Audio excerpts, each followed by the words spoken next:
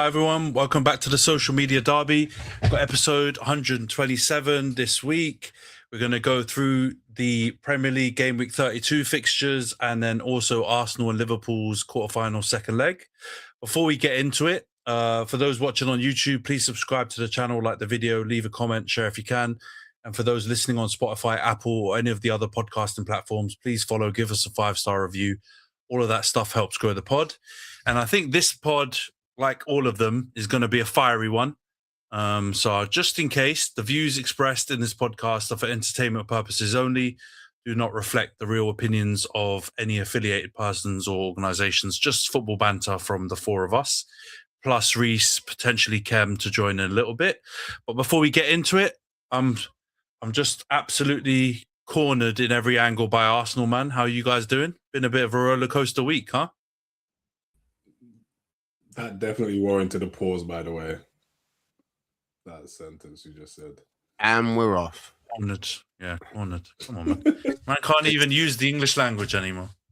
It's been a roller coaster week, but it's been that roller coaster. You know, the one that they used to have at like Fort Park or whatever, where you just start bare high, and then they like edge you on the drop, and then as soon as you get a bit like fucking high, and then a whoosh, and the whoosh feels like it is inevitable. But I am trying to remain positive. Yeah. Positivity. Yeah. This one, there's been a lot of rage in the group chat. I'll put it this way: some in-house between these lot that are on the pod with me, and also obviously Khem. But I feel like that's just part of the course. Everyone gets angry with him. But yeah, let's get into it. There's nowhere to hide. 2 fixtures for Arsenal this week. 0-0 draw yesterday with Sporting.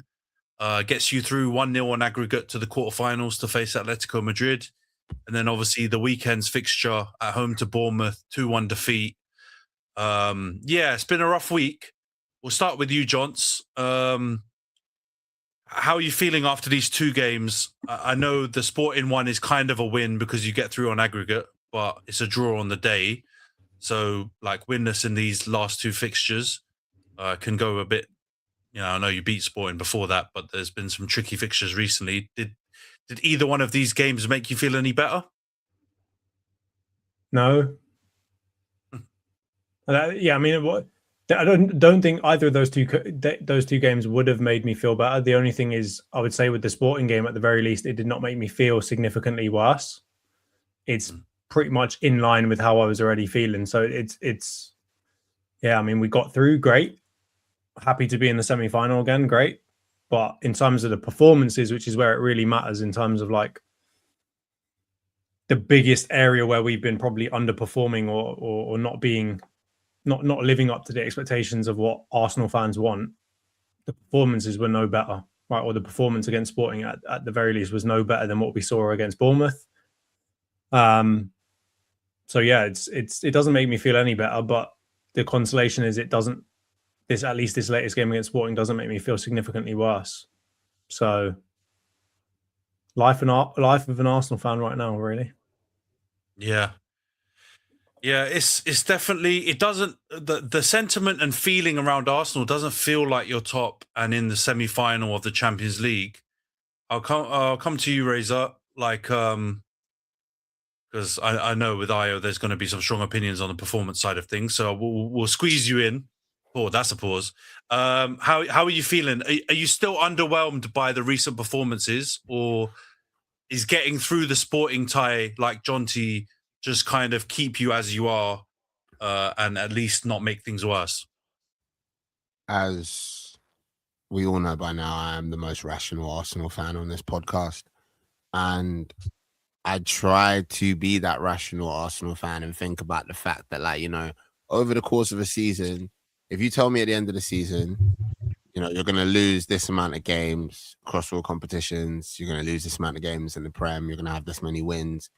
Overall, you'd think, like, on the swing of it, on the balance of it, it's a good season. And I think a lot of us have been trying to rationalize ourselves, or the more positive ones of us have been trying to rationalize ourselves out of that feeling that you're talking about, that panic, that worry, that concern, however you want to frame it. I think, at the It's not over until the fat lady sings, but like I think everybody wants it to be a little bit less heart attack inducing than it is currently feeling. I think that's the fair middle of the road sentiment. I think on one end you have the very fair and rational sort of like way of looking at it, which is like, you know, in the semi-finals, back to back in the Champions League, in the Prem. Okay, we've been knocked out of 2 cups, but they are 2 cups that I think the majority of Arsenal fans were less interested in or less invested in. And yeah, but then I also hear the other side of the argument when we're looking at it from a worrying trend of not really creating much and not looking like we're making much. And to be honest, it's been going on for a while, and it can't all be down to the fact that Saka's injured. Do you know what I mean? Like, there's a lot of there's more players on the team. Do you know what I'm saying? So yeah, I think I kind of understand for probably like the first time in the season, I have empathy with all the varying spectrum of Arsenal fan crash out and Delulu. Do you know what I mean? In the sense that, like, I hear man saying, like, bro, even if we lose this game, it's not the end of the world. And I also hear man saying, are you mad? Shut up. Like, what are you talking about? Like, we're in crisis mode. I don't know if, for once, I don't know if I can tell people I think you're bugging. Yeah. I think it's the halfway house situation now. I feel like you've been more vocal certainly than these two about like not being satisfied with the performances and some of the team selections and Arteta in general. Is this just further kind of emphasizing how you feel about Arteta and the style of play and everything, or is this just the like growing pains you're going to go through to win your first title in 20 odd years? I'm assuming the former, but I have to ask you. Yeah, no, I just think I think it's just been coming. Like, I think even when we were winning games, I think we were scraping, like not scraping, but obviously might have won. But set pieces were like our main source of goals. And obviously, I think once the set pieces dried up, which they have, I think the concern was always they're going to struggle creating anything, and that's what we have. And you go back to the beginning when we lost to you guys, and I said we looked poor again in that game. We had the whole get popped, and we didn't get popped debacle, and that was bad. And this has been games upon games since post January. We played Liverpool. That was a bad game, and then obviously I think the City game, I think it was coming, and obviously City picked up form, and you can just see that we just have no ideas. And we can say that injuries are a problem. We haven't had a fully fit team, but no one has a fully fit team. Like, it's just, this is what, I guess, he's been building this team for 6 years type of thing. So we should be ready and prepared for these situations. And the same way Rhys is saying that we are, like, obviously, yeah, like at the beginning of the season, you told us we lost, 6 games or 7 games by now, you'd be buzzing. But the fact is, the fact we're top of the table and we're in the semi-finals of the Champions League and the feeling is not an over-sensing like feeling of joy, I think says everything about how we have played this year, because it's just I don't think anyone's been happy with it. Like, we were winning games. People were saying the whole set pieces thing, like that was a big talking point, saying we're not playing for corners, but corners were like our main source of goals. The fact on goals were like our second top goal scorer for like a period of this season. Like, so obviously when these things dried up and we haven't created chances, I knew like it was very obvious that this was going to happen. And now the chickens have come on to roost.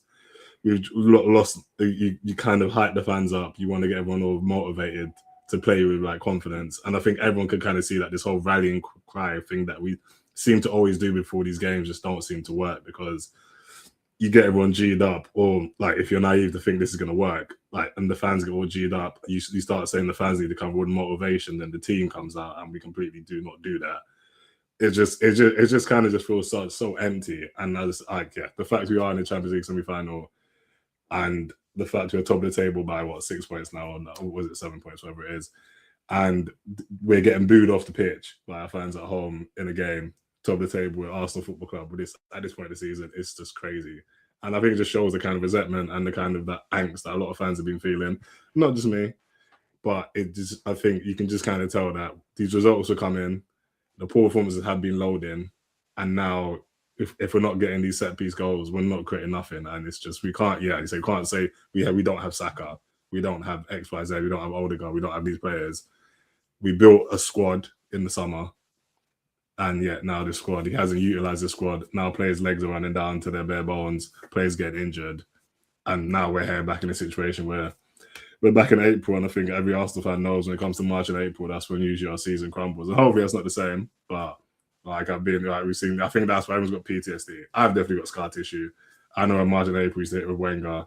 This when we'd get knocked out of like 4 competitions in the space of like 3 weeks.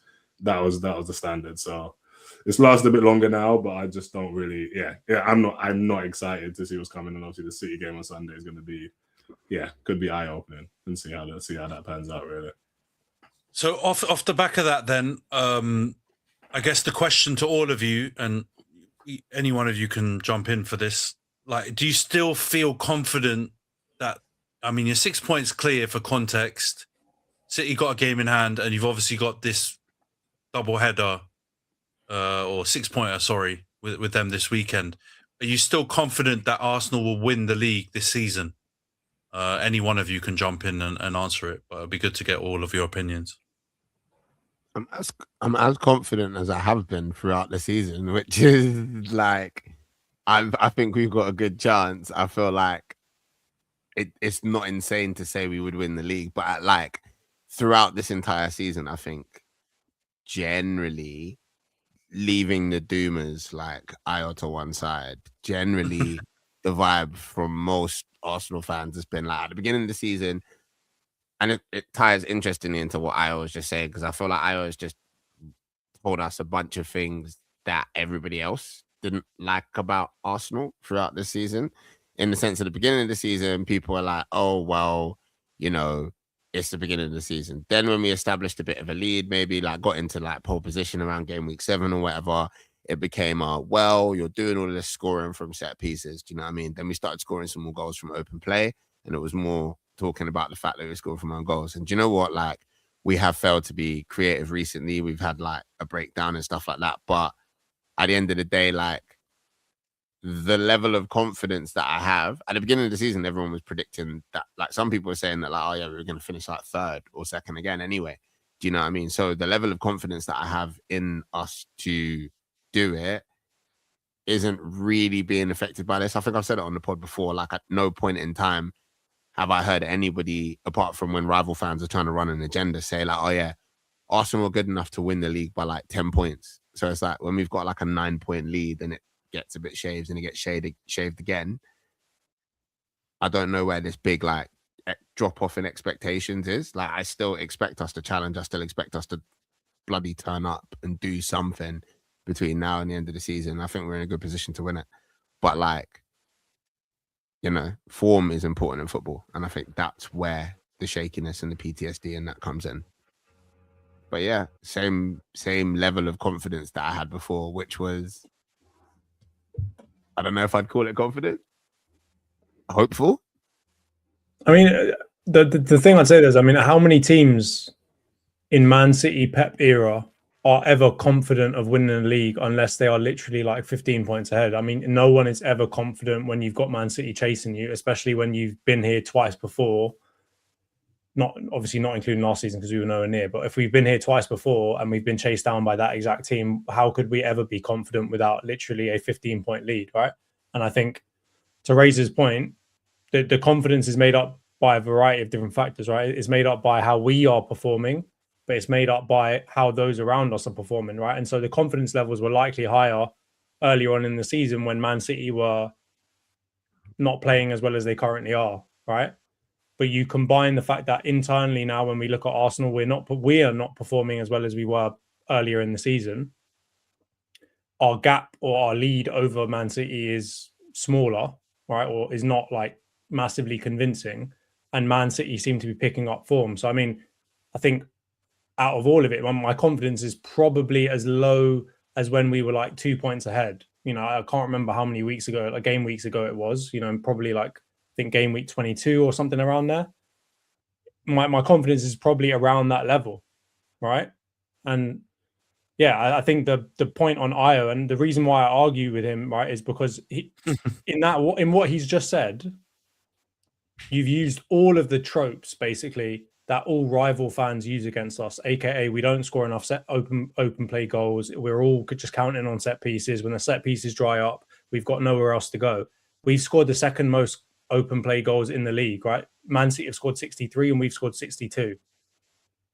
So we're scoring set piece goals, but we're definitely not only relying on them, right? We've broken our record for set piece goals, but we've also scored a hell of a lot of open play goals. And the nearest team next to us is like 9 goals off of us.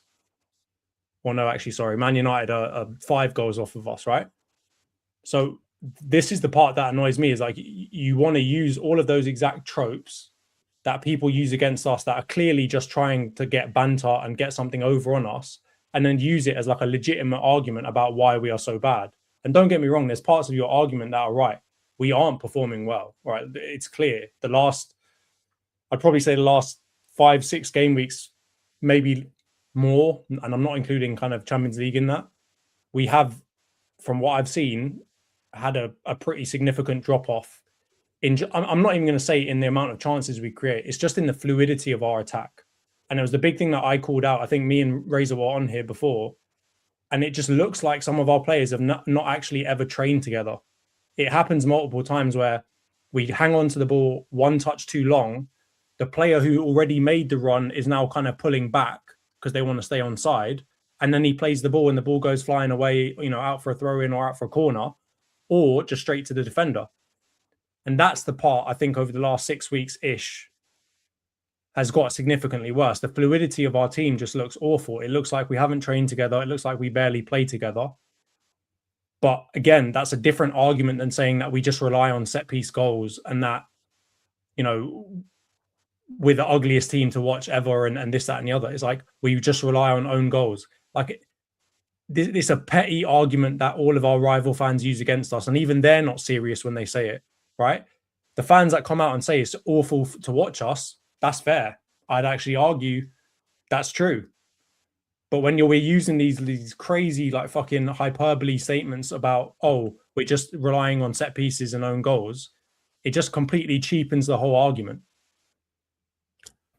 I didn't say we relied. I said there was a point in the season where set pieces were our main source of goals, which was a big factor. Yeah, and then you said once they dried up, we can't score. In the first 3 months, and exactly. So now, but you also said once they dried up, we can't score. Yes. Is that true? Yes or no? Now we went to the second half of the season. When was the last time we scored a set piece goal? Exactly, a long time ago. And how many goals have we scored in between that time? When was the last time we looked? How many goals have we scored in between that time? When was the last time we looked dominant? My point remains. How is that anything to do with your previous point? Your previous point was when set piece goals dry up, we can't score. Now you're telling me it's about dominance. You're moving the goalposts in the middle of your argument. If you're going to make a hyperbolic statement, back that statement up. Don't dance around and run to your next statement. My point remains. Your point is still shit and still wrong though, because you still haven't answered my point. How many goals have we scored since our last set piece goal? I don't know how many goals you scored. You tell me. Exactly, because you don't watch the games, bro. You tell me. Tell me then. When was the last time you watched the full 90 of Arsenal? When was the last time you watched the full 90 of Arsenal? You couldn't answer my last question, so answer this one. Exactly. You couldn't answer my last question, so I'll pose a new one. When was the last time you watched the full 90? It shouldn't be a hard question to answer. When was the last time you watched the full 90? Let the point land and then we'll go back. Retains my point. Back to my point anyway. Can I make a point? It's up to you. Your point hasn't hit. If you're going to make a point that's completely off the point that I just made in response to the point that you originally made, then what's the point? Because I'm referring back to it. You said I referred to set pieces, which I did. A drinking game when someone says point. I said at the point in the season, the make set a point pieces dried up, and we have not looked. We have not looked dominant. The second half of the season, which has been my point from January. What have we done? That wasn't the point that I called out. I agree with you. We are not dominant. That's your opinion, exactly. And I'm referring. Exactly. I didn't make a point that we are dominant. So why are you making a point that I didn't say? I'm referring to what I'm saying. But anyway, back to it. As I said, you guys all relate back to Antony's statement, and I'm now responding to Anthony's question that he asked us. Since post January, we have not looked the same team, and that has been coming because we have not been we've not been creative enough. The same way you say our creativity or lack of XG, all that nonsense, we've not done any of that, and it has been coming. You can say we scored open play goals. We got six. Yes, we have done that, but since post January, these results have been coming, and now they come on to roost. Yes, City, we can't be. I'd never say felt confident we're going to win the league, because that's just based on prior, as I said, scar tissue and Arsenal being in these races and bottling the last few years. So I've never been entirely confident we're going to win the league, even though we're being top by 9 points or 8 points, whatever it has been the gap. And now City have picked up their form. I think a lot of our gap, as much as we were getting these results and scraping by, was because City were dropping points as well. Now City have turned it on, and City have now picked up their form. Obviously, the pressure's on us now. I'm not going to say that I'm overly confident that we're going to win the league this year. Obviously, we should win the league, because from the position we're in, we are in the best position to win that league. But the way City are moving, the way we are moving, obviously City, they can smell blood in the water. And so right now, as an Arsenal fan, obviously nerves are going to be ratcheted up. And obviously looking at our performances, why would City ever fare us? The Carabao Cup game was a big chance for us to lay a marker down and show City that actually we're made of something different. But now they've laid a blueprint for every other team how to play against us, and that's what every other team is doing against us right now. And so now, obviously, the next 5-6 weeks left of the season, if we lose to City, they've got 3 points behind us and a game in hand. And so, yeah, as an Arsenal fan, to answer back Antony's point, I literally have, like, in terms of confidence, I'd say I'm less confident now than I was pre-January that we're going to win the league. And yeah, obviously, if we lose this game on Sunday, or Saturday or Sunday, then I generally think the league may be, unfortunately done for us, because I just don't see how, like, confidence-wise, pressure-wise, and the fact City are going to have such a huge psychological advantage over us. I think City was really feeling like there's no reason why they can't be champions again this year. Yeah, it's high jeopardy, isn't it? Because I was looking, I saw like a City fan talk about the permutations of the result right on Sunday. Obviously, if you guys draw, massive result for you. Doesn't win you the title, but you're firmly in a positive position. Obviously, if you win it, dreamland. Like, I wouldn't again say it's over, but you'd need a crazy miracle from City's angle and collapse from your angle for it to go that way. But weirdly enough, if they do win, and then they win the game in hand, I think they're top, because your goal difference will revert right down to the same as theirs, but they've scored more goals overall. So it would then completely put everything in their hands, and then obviously you're going band for band every week to see who gets a better result, essentially, and whoever drops it would then be over. The point about set piece goals, Jonty, I don't know if you've got the stat around it. I think set pieces for Arsenal, right? The rival fan thing is obviously banter, like you guys have all mentioned. But the thing that has been super useful and has completely worked in your favor is you've often looked to set pieces to break the deadlock in games where it's been a stalemate, or it's been like, a team's played a low block, or maybe the fluency stuff on your side hasn't been that good. And I don't know if you've got the stat, John, the last time like you scored a set piece goal to open the deadlock or take a lead, but it does feel like it's been a minute since you've scored those kind of goals. So do you think there is some credence to, I know that's not Io's exact point, but do you think there's some credence to that being a bit of a risky ploy to rely necessarily on them when things are going wrong in terms of the fluency argument? Because it does obviously change the game when you do go ahead. Well, I mean, the first thing you have to look at, right, is by what margin have we been winning games, right? And if you look at the most of the games, right, I particularly likes to completely glaze over this, right? Most of the games that we've won have been by a 1 or 2 goal margin, right? And there's been a few games where we've played really well and won by a 3-4 goal margin, right? Like the 2 games against Leeds, the games against Tottenham, etc. So just based off of that fact, if we're going to be winning by a 1 goal margin and it's a 1-0 game, then of course, yes, a set piece goal will be the one that breaks the deadlock. But to say that we rely on it to win, I don't think that that's necessarily true. And it depends on what your definition of rely on means.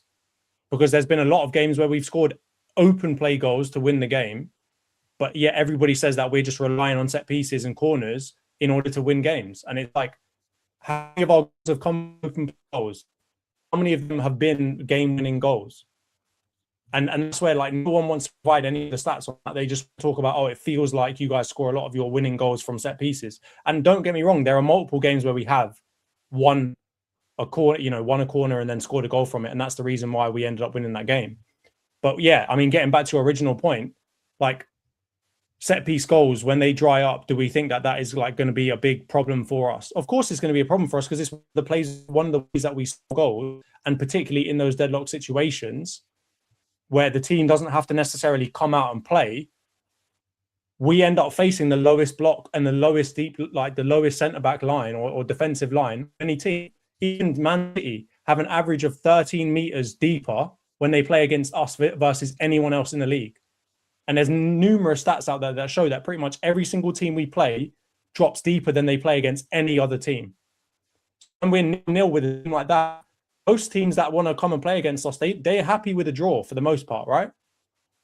So when it's 0-0 and we don't have a way to pull them out, then yeah, a set piece might be the only way that we end up, we have a true chance of getting a goal in those type of games, particularly if they're defensively solid. So yes, if those things tend to dry up, then we are going to have challenges. But to say that we entirely rely on them, well, not even you. I'm not saying you did say entirely, but to say that we rely on set piece goals to win us games all the time, I don't think is even true. Yeah, I wasn't saying it to win games. I meant more to like break the deadlock, and then you obviously change the game state, which will naturally happen if that happens. Rhys has joined the pod. What up, bro? You've entered the Arsenal segment, so you can just enjoy. Razor, how do you feel with all this set piece chat and just generally the style of play and everything like that? Do you think it's a fair argument to not be happy with whatever the level of reliance on set piece goals there is, or do you think it's just a... I'm gonna say this, and I've been quiet for a while. Like, you can run the tapes. I've actually just been sat here like listening to these two argue, listening to them go back and forth, talking about like confidence levels or whatever else. Like, Ayo, you're a liar for starters. Like, you are a liar. Like, let's be honest, yeah, because just now you were saying you were pining for the time pre-January, when in that time pre-January you were complaining about the style of football that we were playing at that point in time. I remember distinctly. I was doing what, pining for it? No, I'm asking for the clarify. How can I pine? Don't say I'm pining for something. KDB, let me talk. Repeat yourself. Just repeat yourself. It's a very simple question. Man saying since January we've looked shaky. The chickens have come home to roost. I predicted this. Me and Thierry are shush. Because in November, in October, exactly. when we were doing all of this, yeah, and we were talking about, we're top of the league. Me and Jonty have literally asked you this multiple times on the pod. I think one time we were like, was it 9 points clear, 10 points clear at the top of the table? And you were like, oh yeah. And I was like, if this football gets us to the point where we win the league, are you going to care about that? And you were like, I hate watching this football, innit?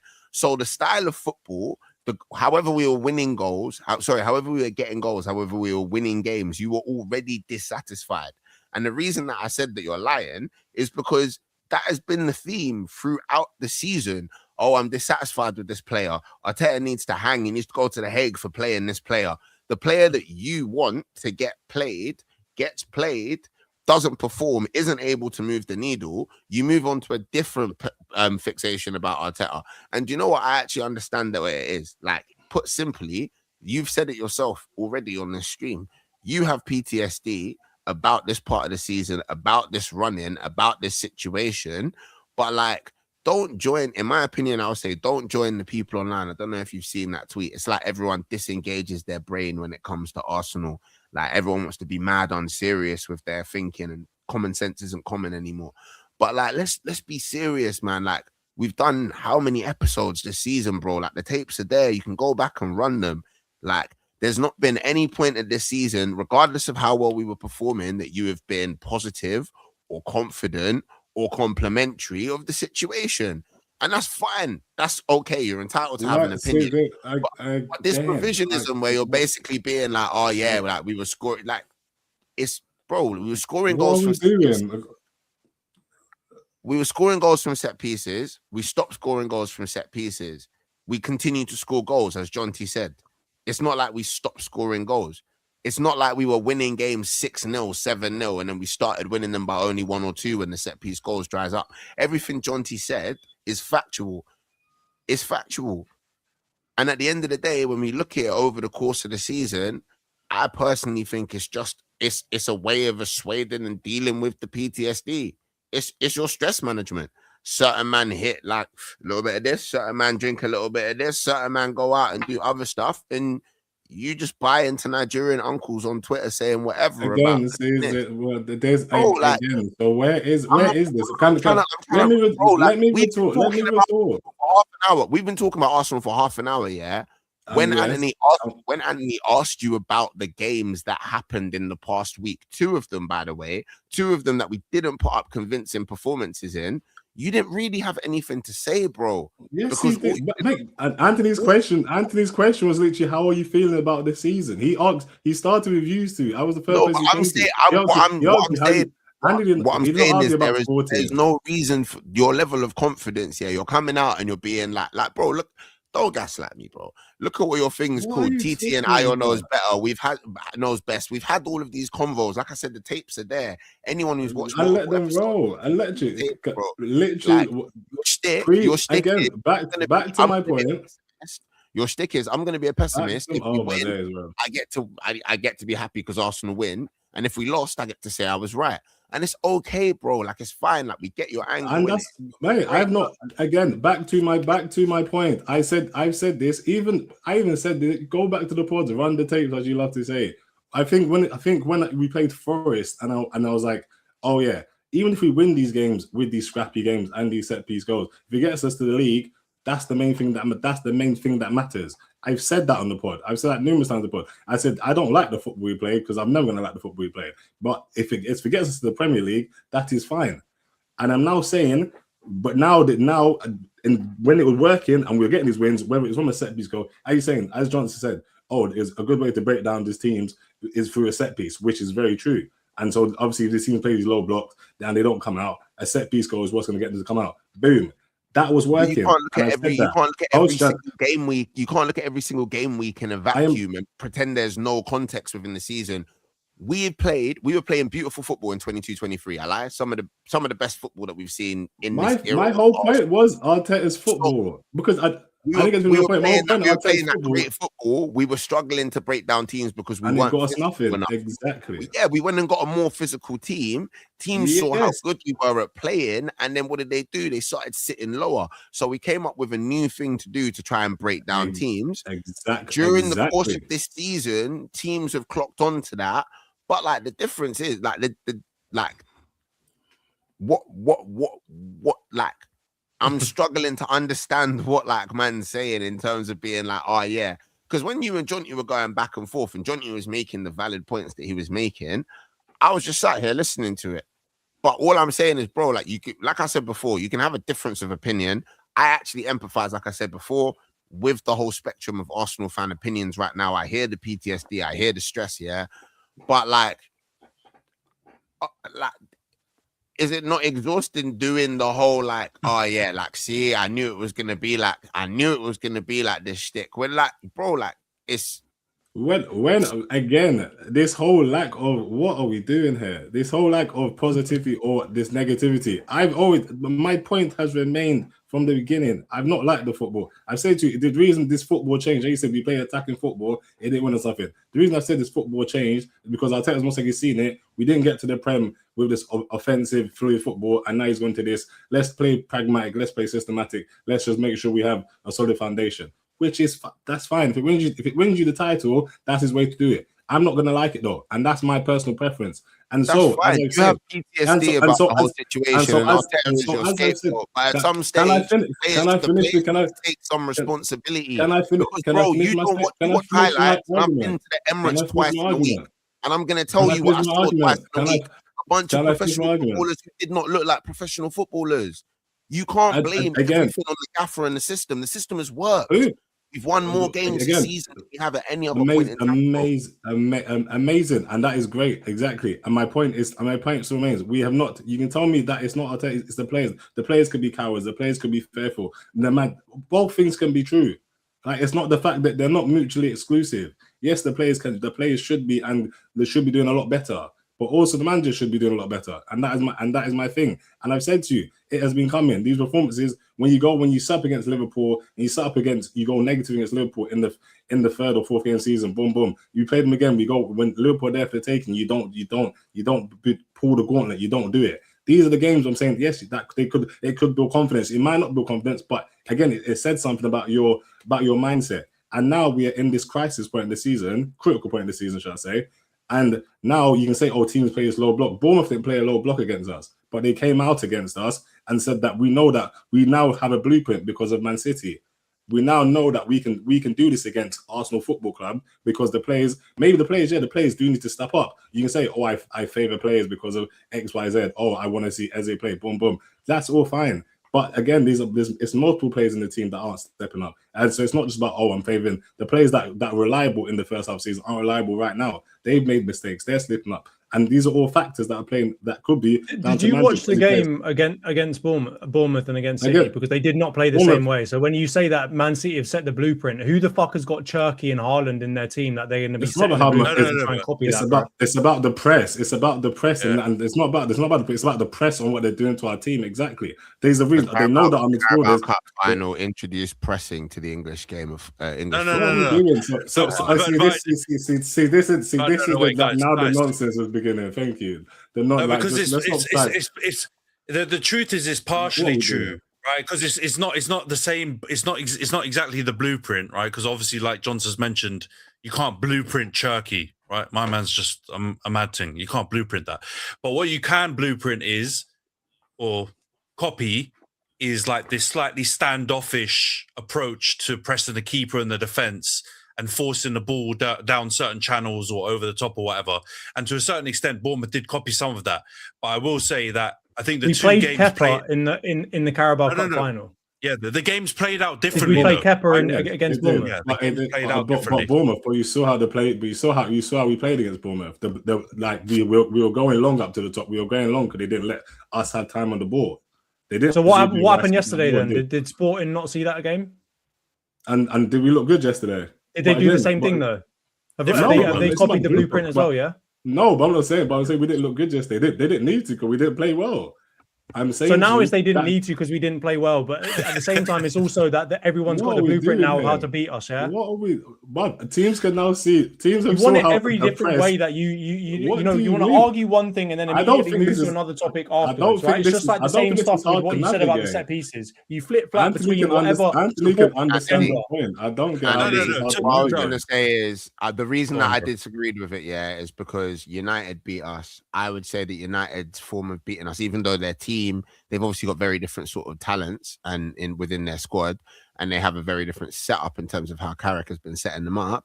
But ultimately, I think United's success came from a very similar ethos against us, even though it wasn't the same blueprint, in terms of we know that there are players and spaces in which we can cause them to be uncomfortable on the ball. We know that Arsenal are used to people sitting.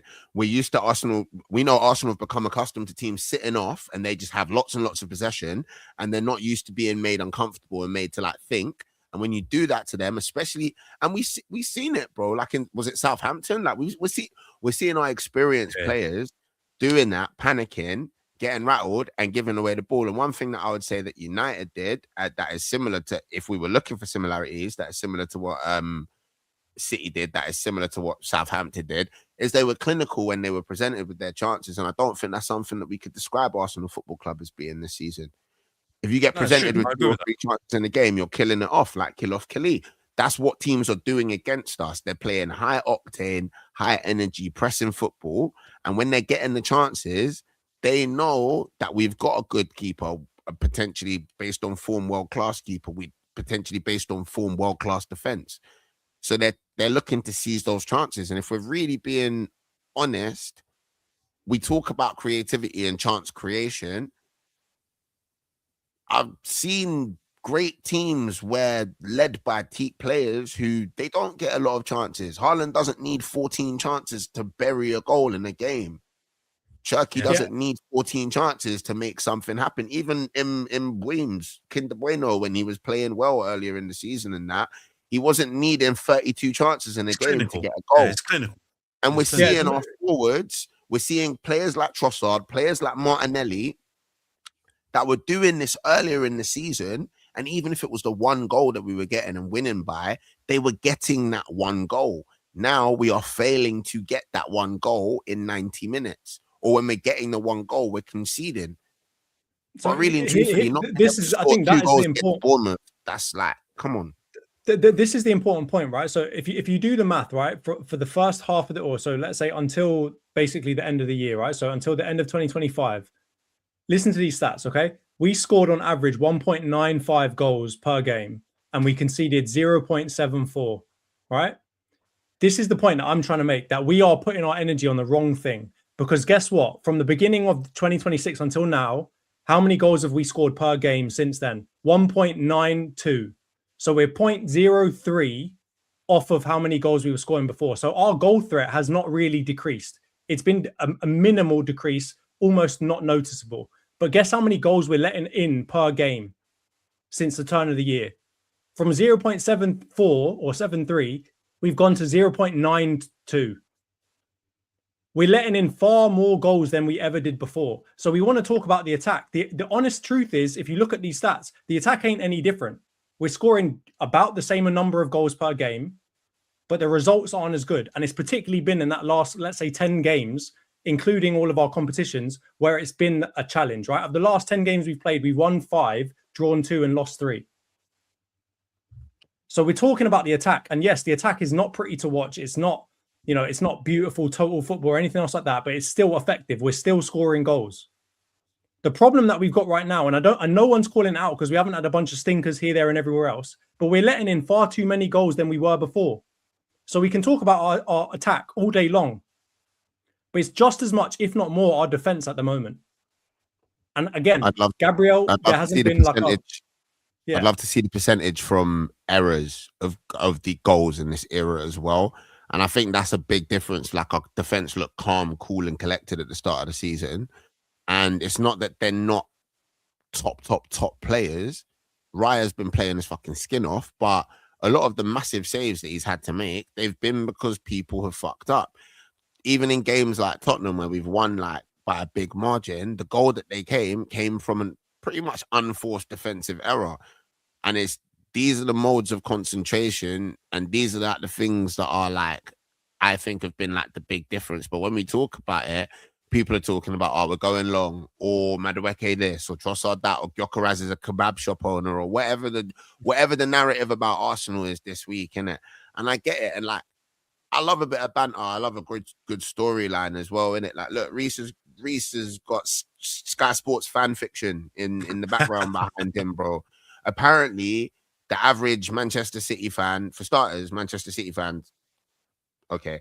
The average Manchester City fan is the kind of person that would keep an empty plastic bottle, and it had to be empty because he snuck it into the stadium, an empty plastic bottle in his jacket pocket for 2 years for the opportunity to do this. Man said his team won the league that season, and let me hold on to this Arsenal bottle. This is a great trinket. Bro, like whatever in it. But like, if we're going to watch the football, if we're going to talk about the football, that's something that I can say, like, I don't know how much of the blame that we can put on Arteta. And I don't know how much of the blame that we can put on, like, being like, oh, yeah, like the system's this, the football's that. The football's the same as it was when we were 9-10 points clear or whatever it was. You know what I'm saying? It's just being less effective. If you argue with somebody the same way every day for a year, they're going to get better at debating you, because they've grown used to your methods. That's essentially what we're seeing, bro. It's not game week 2 anymore. That's literally what's going on. Broski, don't believe everything you read on Twitter. Man are talking about like, oh yeah, they were booing us even though it's... Brother, we were booing the player that decided to push Gabriel Jesus after the final whistle. Sky Sports aren't going to review that. It happened right in front of the North Bank where I was sitting. Sky Sports aren't going to report that because it doesn't serve their agenda. They're not going to serve that. They're not going to tell you that, even though it's right in front of them, but they can be at my man from Rhys's background's house in less than 24 hours, interview his entire bloodline about the Arsenal bottle. Like, cool, bro. We did not play well against Bournemouth. We did not play well against Bournemouth. We did not play well against Bournemouth. I actually think against Sporting, I don't really care whether we played well, because it's similar to when we played against Chelsea in the Carabao. I think it was earlier in the season, and they came to our gaff for the second leg, and everyone was like, Arsenal didn't really do anything. Bruv, we didn't fucking have to. We were up on aggregate. We were in control of the game. We didn't really let them have too many chances. Would I have loved to have seen a goal? Yeah. I paid 80 odd quid for a fucking ticket. It would have been lovely. But, like, do you know what I'm saying? Like, I think it's too panicky. It's too like, oh, I'm so like, bro, the season ends and then the next season happens, isn't it? Like, this season is not last season. If we flop this season, it's going to be independent of how we didn't win last season. And it's just like, are we talking about football or are we talking about emotions? Because I love you, man, and we talk about our emotions all the time, innit? But I thought we were talking about football. And we haven't analysed the last two games at all. Yeah. And we were shit. There's more than enough stuff to say about how we were shit in both of them. Yeah. I mean, I'm going to go... Rhys, you've been waiting there, man. And you've obviously got your own manager as well who likes to say interesting things in the press. Do you think Arteta gets some of this flack sometimes because people are using the slightly quirky things he's saying in the press to then kind of pick holes in other things that are going on? Or do you think it is something that he's doing wrong?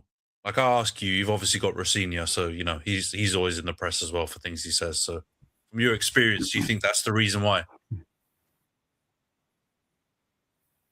No, I definitely think it can be used to create a narrative, but I don't think that's sort of the reason why maybe Arsenal's run of form hasn't been the best. Obviously, it doesn't help, does it? Like, because you want to just shut up and get on with it. But when your manager's coming out and saying mad things, or like videos are coming out of TikTok videos being played in training or whatever them lot are doing, like it just doesn't help with when the form's not going. And I think people will just use it as an excuse to maybe just to dig at Arteta, but I don't think it's that particular reason why maybe like Arsenal aren't maybe playing as well as they can be. But I think it's been a long season as well. Maybe like they've maybe run out of steam as well at the same time. Like teams maybe are working them out a bit more. So yeah, but I just think it's maybe the nerves as well. They need to kind of not be in there because they haven't been there, and that's the thing. Like it's maybe that sort of nervousness is creeping in. Like they're going into games, and maybe if they're not scoring in the first half, it's that the pressure's on them, isn't it? Like they're the ones that need to get away from Man City. So I think it's a combination of things. I don't think it's just one thing that's affecting Arsenal right now. But I do think they do need that mentality more than anything, more than ever, because anything else like noise is just noise. Like all that stuff about Arteta in the media, it's just noise, isn't it? Like, but I just think now City are creeping up on them, so I just think they need that sort of mentality to go on and Yeah, and I think that it's a bit of a chicken and egg scenario, right? We're talking about, okay, Arteta says some quirky things in the press, and that's why everyone goes after them and builds pressure and so on and so forth. At the same time, any tiny thing he does gets called out immediately. We saw certain other teams playing hopscotch, playing patty cake, and no one said anything about them, right? Look at them; they're fucking lagging in the league, and no one said anything about them. As soon as anything comes out about Arsenal, I mean, he's got it in his background right now. As soon as there's anything to talk about with Arsenal, it's being talked about immediately in the most negative way possible. And Ant, you were with me. You saw this when we were abroad, this weekend. Everybody fucking hates us. It doesn't matter if you're a Stoke fan, a Brentford fan, a Chelsea fan, whoever. Every single person that I saw in that pub told me, I hope you lot lose. I hope you don't win the league. And all of these Sky Sports and all these different media outlets, they play off of that. So when my man comes out with a 3-year-old bottle that's definitely getting microplastics into his sack, he's front page news, and they're going to go and, have a profile of his whole family. right? And he's going to talk about how, his son was about to faint and we gave him a bottle, so he's kept it for 2 years so that he could do this in the background of us losing. Like, that is just what we're up against right now. And I don't know where it comes from. I understand people keep saying Arsenal fans are so unbearable and this, that, and the other. That's fair enough. I can believe that. But if you're telling me that we're markedly more unbearable than any other fans around, you're talking out your ass. Because I've seen Man United fans, Chelsea fans, Man City fans, of the ones that actually exist, Liverpool fans, etc., go wild and say the craziest shit on Twitter and wherever else we're saying Arsenal fans are mad. And no one's calling them out, right? Well, maybe partly because they're not close to any, like most of them are not close to winning the league. But my point is, it's building pressure on us. Because every single thing we do is under the microscope. Whether if Eze comes out and says anything, okay, he's under the microscope. If Madueke wears a knee brace, he's under the microscope. If we pull players out of international duty, like many managers before us have done, like Fergie was renowned for doing, it's a big story. When my man gets the bottle out, he's now front page news. He's going to be a Z-list celebrity. I'm sure he'll be on fucking the next round of I'm a Celebrity, Get Me Out of Here. Everything is just around just making fun of us as much as physically possible. And so, of course, that builds pressure. And that's why he gets... And he likes Jesus, by the way. Exactly. Just for flipping, like... I think Eze got bantered more for saying that he wants his legacy to be that everything that he does glorifies God.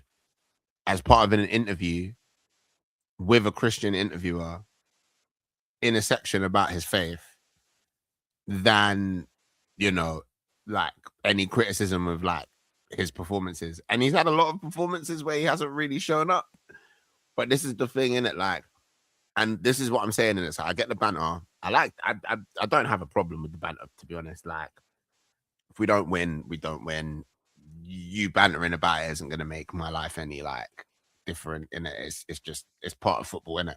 But I think when we're talking about football, that's when it becomes dangerous. When the banter becomes the analysis of the football, and the football can be uninspiring, and the football can be underwhelming, and the form can be disappointing, but it doesn't necessarily have to be what the hot point your finger towards the topic of why this, that, and the third is that this season. Do you know what I mean? We've got Guillaume Balaguer coming out and fucking defending us with essays on Twitter. It's getting to the point where randomers are just looking at us and thinking, what the fuck is going on in England?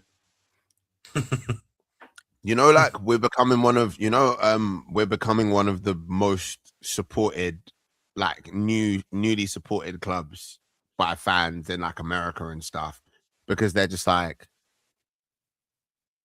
everyone hates these guys. Cool. It's not the football. I'm gonna join these guys. It's not the football. It's not the football. Like they're, do you know what I mean? Like this is it's weird to me, like that there's this fixation around the club that extends beyond the football. Do you know what I mean? But like that's fine, isn't it? It's whatever. That's part and parcel of the team, isn't it? Cool. Big boy club football. Yeah, but why is it when we're talking about the football, it always goes back to being about like, I don't know, like all the things that like people dislike or perceive to be but wrong with it also doesn't make any sense from the point of view of like, if this were an American sport, yeah, everyone hates the Yankees, everyone hates like the Lakers, everyone hates those big dynasty teams that have, they consider to have bought the league and this, that, and the other. We ain't them. We're the fucking Houston Rockets in terms of our history or whatever, and yet everybody fucking hates us. Imagine if everyone came out in the NFL or in the NBA or whatever else and said, you know what? Let's all hate the fucking Denver Nuggets. Yeah, fuck the Denver Nuggets and fuck the Spurs. How does that make any sense? And everyone's just giving Lakers and the Knicks a bly and saying, yeah, we don't care about you lot. It's all on the fucking Denver Nuggets now. Times are changing, bro. Times are changing. The last thing I'll say on this, is that it's reached a point of madness, like John's saying. Like I saw a QPR fan put up in a story earlier. On Sunday, we get to drink Arsenal tears. It's like, okay. Bro, this is like the Stoke situation.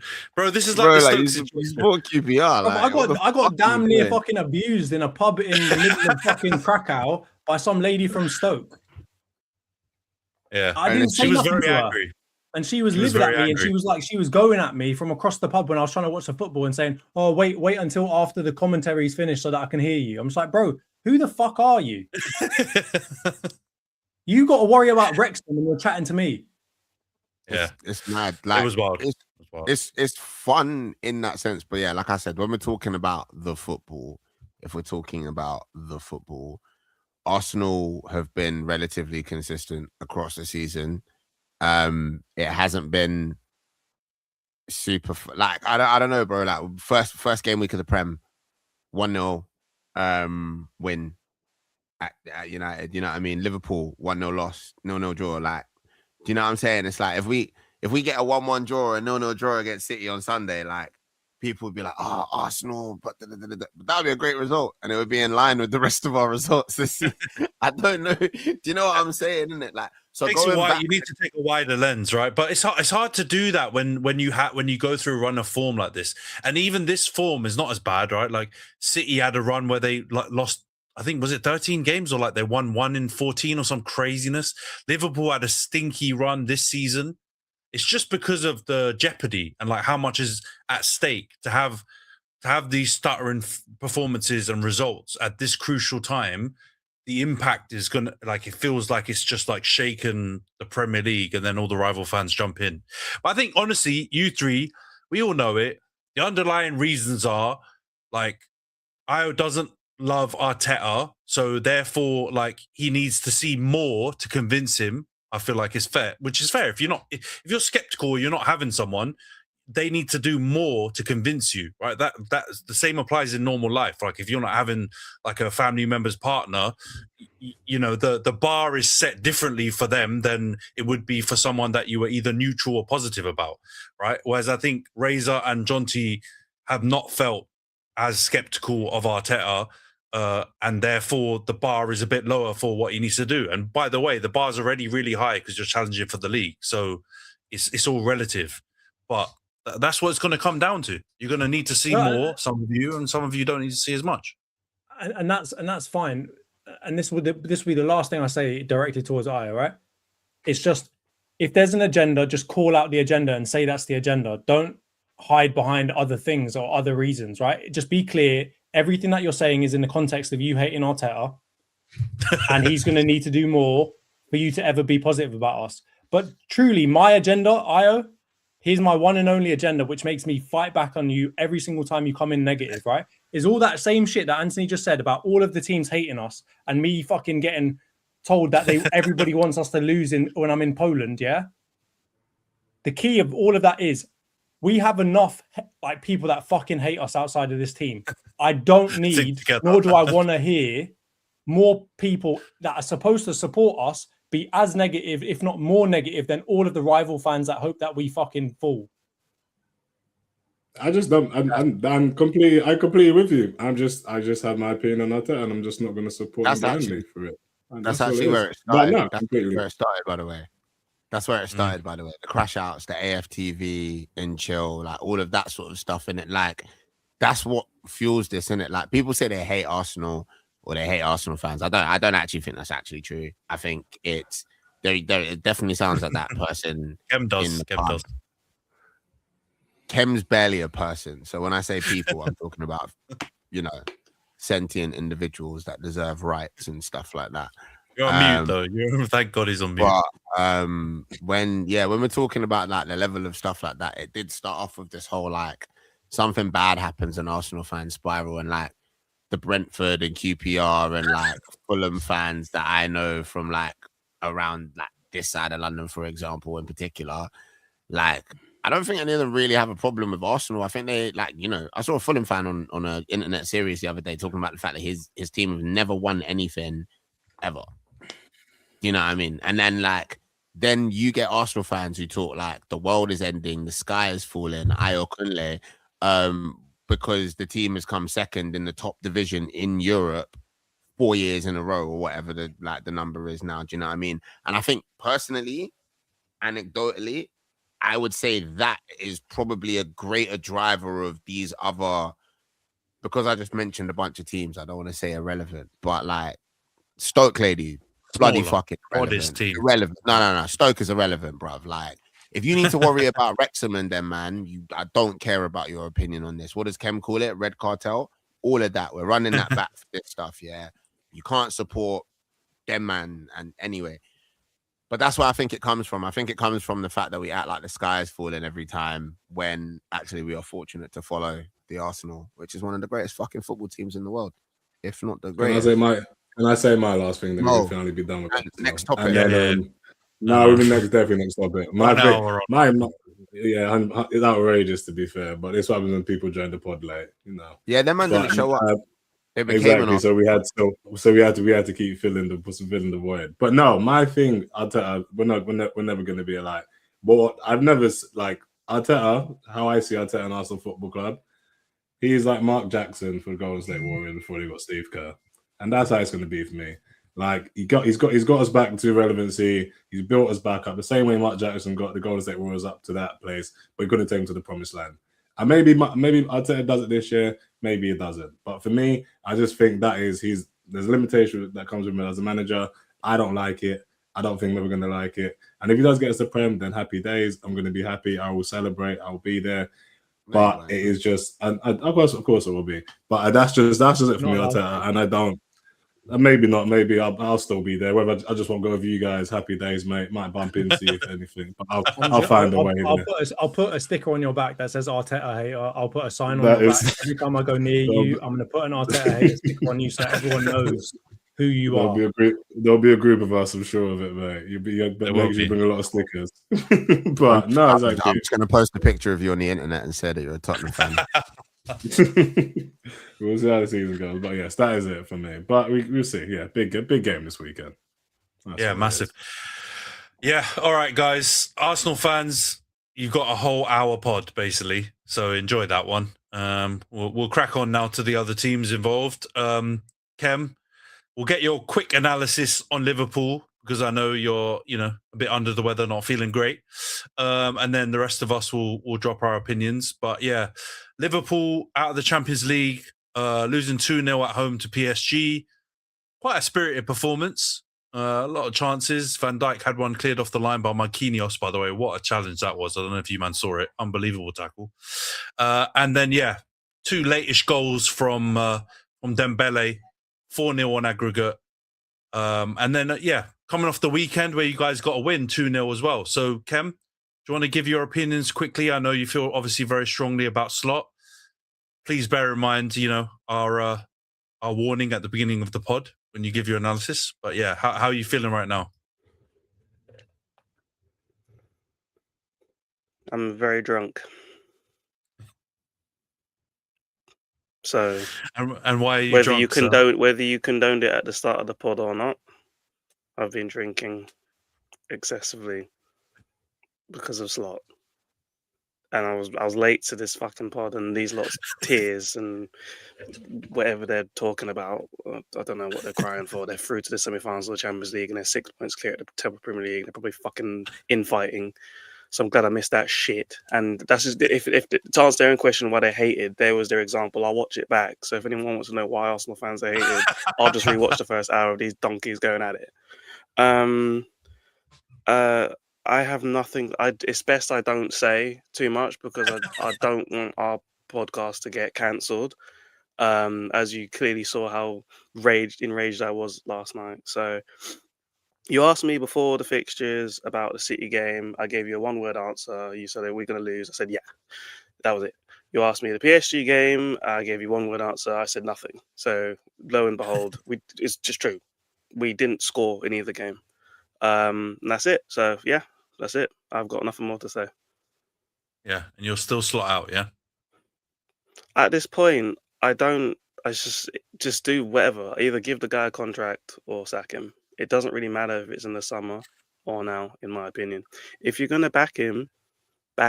Like, just have some clarity because the start of the season when we were winning games, which was quite clearly, in hindsight, extremely fortunate victories, whether it be late goals, teenagers fucking winning it for us, or miracle free kicks. He was having contract extension talks. We started losing a few games. Those contract talks went silent. We lost 9 out of 12. They went dead silent. the cunt lost to fucking Forest, followed by PSV getting slapped up like 3-0 and 4-1 at home, and he was still here. Publicly back him then. Don't use your little weasel journalists like Ornstein and Fabrizio and all these other fucking dipshit cunts we don't care about. Just say it, bruv. Like, it's okay. This is an AA meeting, bruv. It's okay for an employer to back their employee. It happens in all walks of life. Sometimes you fuck up and you get sacked, and sometimes you fuck up and they say it's all right. We're gonna make it out the hood. Say it then, innit? Like, just give us a situation where we know, all right, Xabi gets sacked. I'm not going to watch La Liga games hoping Real Madrid fuck up because you'll become available, because we know we're not going to bother with this guy. Like, it's better off we just know where we stand, okay? Give the guy an extension. Just say it with your chest. He's our guy. We did a big-ass presentation to John Henry. We actually stopped him from spending money on his wife, reprofiling her body, or buying a super yacht or whatever, and they actually bought players for the first time in fucking God knows when, right? We actually broke the transfer record twice. They committed to this bastard, yeah? To this egg, all right? So stick with it then. Stick with the egg. Or just say, do you know what, we're done out. Because it's been evident all season he's not going to turn it around, okay? I've had like 15 sabbaticals this season, and I'm fucking slurring my words on a live stream, okay? We're like, we've got fans like walking out early, and then you got Szoboszlai wondering why we're walking out early. Bruv, you lost 4-0. Like, well, don't ask why we lost. Well, we're leaving early, bruv. They don't want to be in Manchester after getting clapped. That's like the worst place you could be if you've just lost the game. Okay, it's already a shit city. Now to go there and you lose sucks, right? Like, it's just at this point, I'm actually, I don't care if it's, I'm not slot in or out anymore. I'm just pick a story so we know we're going. Are they going to throw a load of money at this guy in the summer? Because they're going to buy more players. Because there's a lot of players, a lot of positions need fixing. Are you going to commit to this manager? Just go from the off now. So, because how are you going to attract players looking like the way we look? Like, you got to commit to this guy and just make it clear. We're going to have this bum or this egg, or maybe it was like, just whatever. Just pick now. Just, I don't understand waiting until the summer. Like, I'm not going to say what I was saying last night. Please God. Because I don't want us to get kicked off like certain man got kicked out of wireless. So, like, because that can happen. I do think that there's similar reasons, but like, let's just. I swear this guy's mid burping while he's speaking and everything. Right, and he one sec, water break. He's belching and stuff while he's speaking. I just don't understand anymore. Like, Richard Hughes is linked with, like, he's been linked with Saudi Arabia. He's been linked with Saudi Arabia for like 6 months. Like, just fuck off and go, or don't go, or you're not going because you can't fly there. Do you know what I'm saying? Like, just fucking make a decision on yourself as well, Richard Hughes. They've shelved the whole multi-club rubbish because apparently it's not very profitable, whatever. Well, you knew that it was quite evident before you wanted to do it that it's not being profitable for many clubs. Football as a whole isn't actually very profitable for most clubs, for crying out loud. Most teams are in debt. You'd know that very well, Ning Yu. So, like, Edwards is back for what reason, basically? If that's all you wanted to do and you don't really want to stick it out, why are you sticking around for another year? Fuck off. Take your shit laptop with you as well. Take Hughes with you as well. Like, I'm just so over it. Like, you're backing a guy that has struggled all season. And the worst thing is, like, they didn't like buy him any players in January. So are you backing him or not? Because yeah, the whole Gahey thing was right there. Yeah, Semenyo, other players.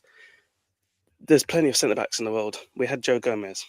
So let's not count him. Kanate has been lost all year. He's mentally gone. I don't know where he is, but he's not here. He's with that damn Artemis fucking rocket somewhere up in space. Yeah, he's done it.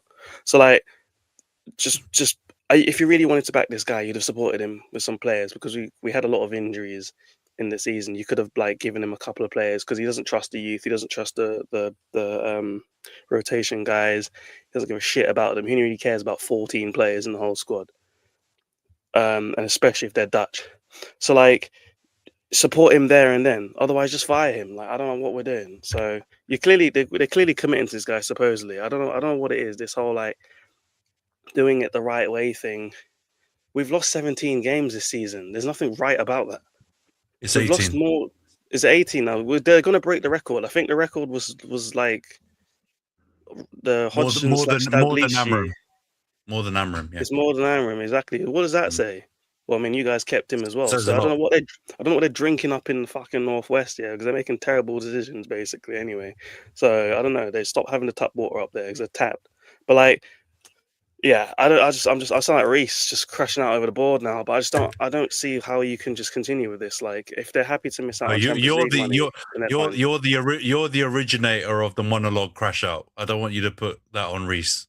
You laid the groundwork for this, sir. So you're just doing what you do, man. But yeah, I just don't see I don't really know. Usually, like you can sort of see the idea behind what your club is kind of trying to do. Whether it be the manager, he's a young coach. You kind of think, all right, you want to stick with it, whatever. I don't actually understand what Liverpool plan to do because you're letting key players, you're letting key people go in his career. He's a young coach, but I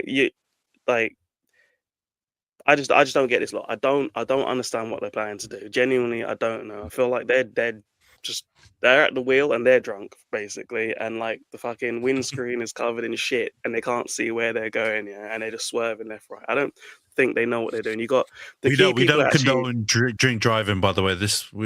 Drink responsibly. Don't drive after you've drunk. Gamble, please. Everything. Gamble responsibly. Yeah, all of that stuff. Don't listen to Khem. Yeah. Go G and greet, all sorts. But calm down. It's just we might as well, because I mean Slot loves to go to Ibiza all the time, doesn't he? Like when it's international break, he's flying out. Like I don't care. No, that's it. No, you asked me to say my point. Yeah, that's how. It's been 10 minutes since then. Come on, we have to get other opinions. You had an hour of absolute shite, right? I'm getting off my chest. I don't understand what this club's direction is. I genuinely don't understand what this club's direction is no more. Like, I don't give a fuck about top Reds. I don't give a shit about them. They're not that important. All they do is bring flags to the COP. And even they've stopped doing it because they raise the ticket prices and they're crying about that. Like, everything's gone wrong right now, man. So yeah, we have people out of contract that are supposed to be the leaders and the direction of this team. Like the CEO, the sporting director, and the manager. They're all literally in their final 12 months. Like, what are we doing with this situation right now? That's genuinely why I'm crashing out, because it's like, are you actually going to be here in the next 12 months? Because then it's another reset. So it's either we'll piss off now, It'll be the end of the season. End of the season, and just get some new people in, or extend and be through, and we just stick this out. And if we're gonna have another garbage year, then whatever. And then we'll understand what's it going to be. Is it a project now for a little bit, buy young players and wait? I don't know. Is that Razor? Or I don't even know. Hey, we don't need a copyright strike. We don't need a copyright strike. It's one of the Arsenal fans because they used to remixing our songs anyway. Yeah. All right, we hear you, man. You're in limbo. You obviously would prefer Slot and the guys responsible for this season to depart, but you just want a decision one way or the other. Jonty, I'll come to you, mate. What do you think will happen? Do you think there's any chance Arne Slot will actually survive this season or at the end of the season? Or do you think it's nailed on that he's leaving? Yeah, I think we were talking about this in the group chat yesterday. I think the thing that you got to worry about if you're a Slot hour is that the leadership of the team, right? Hughes will they'll give in to their hubris and essentially just keep him because they think they know better. They'll ignore the fans. They'll think, it'll be sunken cost fallacy where they've put 500 million to a squad for him and this, that, and the other. And so they'll keep him and spend more money. So I think that is a possibility. But just like I said in the chat earlier, I think if it gets more toxic from the fan base, if people are walking out more frequently, if you continue to lose, if you don't make Europe, I don't think it's the money thing. I think you're fine financially. I think it's the embarrassment. And the embarrassment and the negative PR that will come from it, those are the things that could potentially force your leadership to get rid of Slot. Because I think more so than anything, and this is really evidenced by the fact that they've got such a close relationship with David Ornstein, and they're quite clearly always trying to pump like positive PR into the media. Based off of that, I'd argue that they probably care quite about what their reputation looks like from the external point of view. So if it gets really ugly out here, that's where I think they get rid of Slot. And I think if they didn't get rid of him already, if you think about it from the perspective of, let's say, a Man United board or a Chelsea board, right, they would have sacked him off already, right? All of this going on in the media, the fans being upset, the results, like a more ruthless board would have got rid of him already. So you just have to think to yourself, why have they kept him around? And I think it really gets back to the former option that I gave, which is I think they know better. They think that they've put a lot of money into this guy already. They've already basically got rid of their best option. Think about how fairy tale it would have been to get Xabi Alonso in, right? That would have been the perfect person to get in. And that seems to have completely gone away now. So for them to now then say, okay, at the end of the season, we're going to get rid of Slot and then go and look around for someone else, that to me, I find that hard to believe. So I genuinely do think there's quite a high chance that they keep him through the summer, and just like Khem says, they go and back him again and get him more players and spend more money on him. And, you know, we're not necessarily back here in the same position next year, because you never know, right? He went from being really good one season to really bad one season. Who's to say he doesn't get really good again next season if he gets the right players in? You never know, right? So I think you could theoretically be back here next season in the same time of the year, and Slot is still Liverpool's coach. Yeah, I hear you. Rhys, what do you reckon, mate? Because, you know, I wasn't only joking when I was correcting Khem about the losses. 18 losses is a lot. Like, John's mentioned a lot of that stuff, and I kind of agree, but can it get any worse? Like, 18 is a lot, man. You know what I mean? I know the league position 5th or whatever it is not like, you know, it's not 15th like us last season, so obviously there's a lot worse it could get. But in terms of the number of losses, the way they're losing, like, what does he have to do to get sacked, basically? I reckon if he doesn't qualify for Champions League, they'll get rid of him. Because I think that was a massive outlay last summer, and I think that will be looked at as a failure. If not, I think if he does, because the losses won't matter if he does get into Champions League, I think they'll give him time to reset and maybe go again. But I do think I think at least he's got to get them that top 4 spot. So struggling to even get 5th, mate. Forget top 4. He's fighting for 5th. How the fuck have we gone from singing 20 times to having basically 20 losses, mate? Absolute gimp. Beautiful. Poetic, some might say. Fucking egg. Oh, God. Yeah, it's rough. All right. Arsenal man, Razor, Io, what do you reckon? We'll get your opinions on this Liverpool thing before we move on to Chelsea and United, which obviously me and Rhys will struggle through.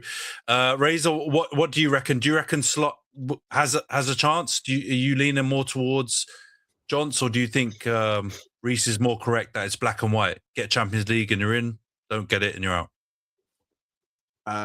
I've seen some stuff circulating on the internet. I haven't had a chance to validate or verify it, but I've seen that like there are indications that the board want to stick with him.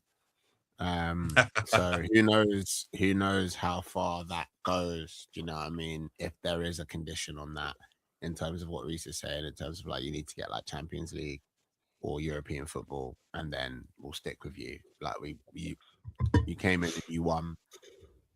It's all right if we have a season that's not as good as we'd like it to be, but like European football is a must, for example. And to be honest, I think that's fair. And I applaud it.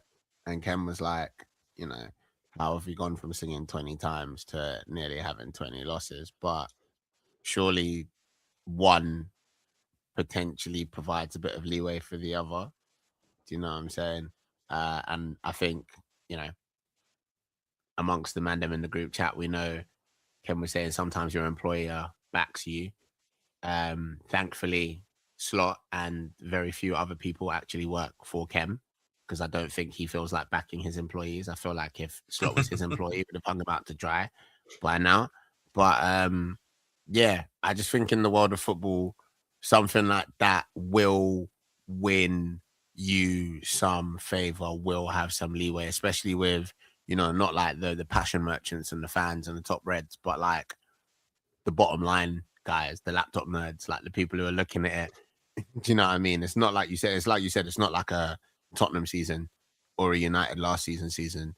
It might be a little bit knee-jerky, a little bit reactive. And then you almost start the issue again of who do you get in? Who's the right person for that? You know, but he ain't working with shit players though. That's the issue. United and Spurs had a majority shit players. There's some decent players in that squad, and every time they go for the international break, they're dropping like 7.5, 8, 9s out of 10. Come back 2 out of 10, and look like they've never kicked the ball in fucking months. And it's just like, that's coaching. You can't. A bunch of good players. If it's 1 or 2, you're out of form. Fair enough. But when they're all shit, that's the coaching. And he also can't even keep them fit. Or they're shitter than you think, which is also a possibility. Have They're any of not the shit. clubs They're not lost garbage Antony players though, now? bro. You know they're not garbage players. Like let's just No, but look at then- our first 11. I- They're not shit. No, They're not this I agree. bad. I agree with that. I'm not saying what I said doesn't equal they are shit players. What it equals are they are worse than you think they are. They're not. So They're you not may 20 think losses. they're They're not better, 20 but I losses bad though. They're not getting. They shouldn't be getting clapped 4-0 and fucking 2. I go But into they've matches also still got a expecting how lot of many we're going people to in that concede. team. Also, still got a lot of people in that team from last year. I know that we're talking about Verts and all these other lot, but a lot of them, That's like what I'm saying. the vast majority of the people that have started for them are the exact same players that they had last year. A lot of them played for I Klopp, get and we your were still point. coming like comfortably top 4. They're not this bad. But also, if it were truly about Champions League, I mean, they're not miles away from doing it, but they're further away than they were before. Like, why wouldn't you just sack him off in the January when that was what you really cared about? If you really cared about Champions League, and Xabi Alonso was available roughly around that time, why wouldn't you say, hey, you know what? This guy's got a way better chance of getting us Champions League, and Slot doesn't know what he's doing, so we'll sack him off quickly and get this new guy in so that we definitely get Champions League. That's where I think the Champions League thing, I honestly don't think it matters that much to them. Right, they're flush with money off of what happened last year. They went relatively deep into the Champions League this year, so they get money for that as well. As they always say about the net spend and all this other stuff, they put loads of money out. You know, there was a lot of money going out just as much as it was a lot of money coming in as much as there was going out. So I think if it was really about Champions League and it was really about making that money for next year, even that doesn't really track with the logic of this argument. Like, why wouldn't have they sacked him when they were closer off? Because if you were a leader looking at the league this year, you think, you know what, even if we're shit, we've still got a good chance of getting in, because the other 3 teams that are fighting for Champions League are also shit. You know, if it was like 4 crazy teams and they were like miles ahead of everyone else, I could see that argument. Never is. No, I know it never is, never but is. you know, like, let's say the proper big 4, big 6 before, where there was more of a gap, right, and the mid-table wasn't so flat, you could potentially say, you know what, actually, forget about Champions League, let's just keep him into the end of the season, there's no point. But if they really cared about Champions League, that even doesn't make sense to me. Why wouldn't they sack him off and get someone that was actually going to get them Champions League? It's wide open. Chelsea can't, I mean, we'll go through them next. They can't seem to buy a fucking win at this point. Aston Villa look good in the Europa League only. Like, this is wide open. They could easily, I'm not saying an Igor Tudor, but they could get in a fucking half decent manager and definitely make it into the Champions League. Whereas Slot looks like he could somehow come out at the end of this with no European football, let alone Champions League. There's not many players from this team that could turn around and say, I could come away and say my 25-26 season was good. Like, there really isn't. Like, maybe one player. Like, genuinely, that's the manager. I couldn't turn around and say, I couldn't even give Wirtz a 5 out of 10 for the season. Like, you couldn't do that. You couldn't, but he goes for his country. It's fucking fine. Like, it's to Johnny's point. I don't understand like what's going on with this guy, and he's definitely lost the dressing room, because Robertson was trying to leave in January, bruv. Like, the Roberts this Spurs thing was January. Curtis Jones was trying to leave in January. You got players that were there long term. We're not talking about Curtis Jones. Come on, man. I have to draw the line. I'm just saying, like, players were trying to dip in mid-season. They were trying to imagine trying to escape to Spurs as well. That's my point. Again, you're being like fucking obtuse. Like, Jonty should host this. That's my point. Like, he was trying to leg it mid-season. Because the manager plays him right back. Curtis is playing right back. Or I get your point. But we're going ahead of him. McAllister can't even run. We're getting too granular. I get your point. I'm not disagreeing with your overarching point. I'm just saying, stop at Robertson. and let's move on. Let's get It Ayo's doesn't. point It now, and doesn't. we'll It move doesn't on to matter about Chelsea. the ability of the player. I'm just saying players are I know. trying to I get it. I get your point. mid-season with a long extent, like a long contract still Yeah. on their hands. They're like, I want Alright. to go to Spurs. Do you know how bad it is if you say I Yeah. want to go to Spurs, bruv? No, I know. And That is Antony, don't worry, definite choice. Khem's taking my minute. Khem's taking my minute of that of dialogue. Don't worry. Khem's had it. It's him watching him. I'm surprised you have the energy crash to out even brings me speak. joy.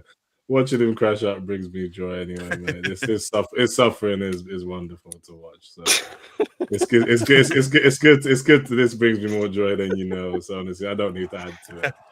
This is All right, it's stark contrast. All right, let's go on. Let's move on to Chelsea then, because I mean that will probably bring you joy as well, knowing how much you hate Chelsea. So Chelsea 0, Man City 3. First half was pretty even. Second half smoked you out your boots. Absolutely battered you. Cherky running the show. O'Reilly, Gahey's with a unbelievable striker's finish, to be honest. I mean, I wish Sesko could finish like that. That was class. And then, third goal to top it off from Doku as well. Rhys, it's not looking good, bro. I can't remember the last time you won a match. It's been a rough run, bro. How do you see this chase now? Because, you know, some people are talking about Europe. I think for Liverpool, they'll get Europe. Champions League still not, obviously, it's up for grabs. But Chelsea's the one where you've got like 3 other teams, like 1 point behind you, 2 points behind you. That is genuinely a European race, not only a Champions League race. How you feeling, bro? I just look now. It's actually from 10th to 6th. There's 2 points. So make of that what you will. I'll save the crash out this week. I mean, we've had enough of those. I don't want to get us all the way cancelled. But it's not good. Obviously, if you look at it, I think we've conceded like 15 goals and scored none. And I know I'm not counting Port Vale as any goal scored there. It's just I said it before. Like, I think when all this stuff happened with Maresca, I said we might have shot ourselves in the foot, and it's just come to fruition, to be honest. So, I think you just look in the dugout, you could kind of see the stark difference just between the managers there and just the tactical kind of nous. You say it was even in the first half. That's probably because City wanted it to be even in the first half and they didn't step up a gear. But it's just we're way off the pace, man.